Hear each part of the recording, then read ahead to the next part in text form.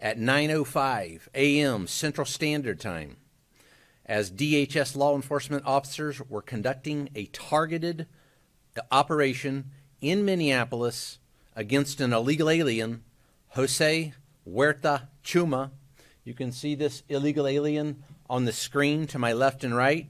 That is Jose Huerta Chuma, whose criminal history includes domestic assault to intentionally inflict bodily harm, disorderly conduct, and driving without a valid license. During this operation, an individual approached U.S. Border Patrol agents with a 9-millimetre semi-automatic handgun. The agents attempted to disarm the individual, but he violently resisted. Fearing for his life and the lives and safety of fellow officers, a Border Patrol agent fired defensive shots.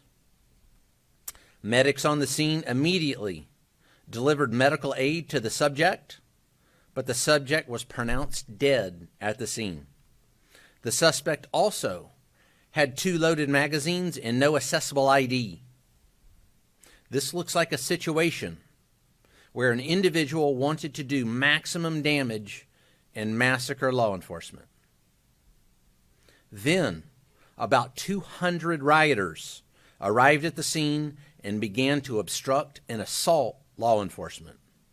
Crowd control measures have been deployed for the safety of the public and law enforcement. This situation is evolving, and more information is forthcoming.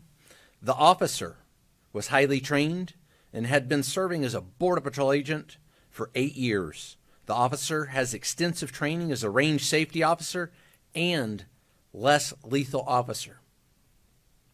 As mentioned, this is only the latest attack on law enforcement. Across the country, the men and women of DHS have been attacked, shot at, doxxed, had their family members threatened. And, as we have seen, more than 100 vehicle rammings over the past year against federal law enforcement. We will not allow violence against our law enforcement officers, and we need state and local help, state and local law enforcement, to help us coordinate to get violent criminals off the street. Mayor Fry and Chief O'Hare just a few minutes ago did the opposite of that by omitting the fact that the suspect had a gun and magazines full of ammunition.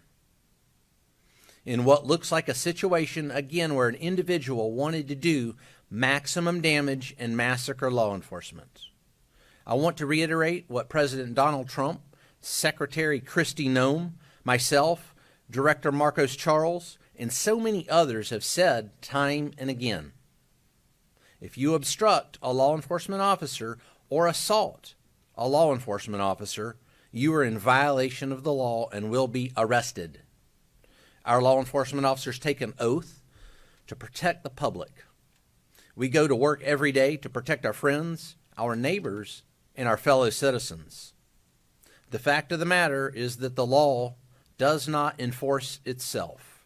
It takes men and women who are willing to risk their lives to enforce it. The men and women of CBP and ICE, law enforcement, are highly trained professionals who love this country and do this work because they want to leave their kids and their grandkids a country that's safe and secure.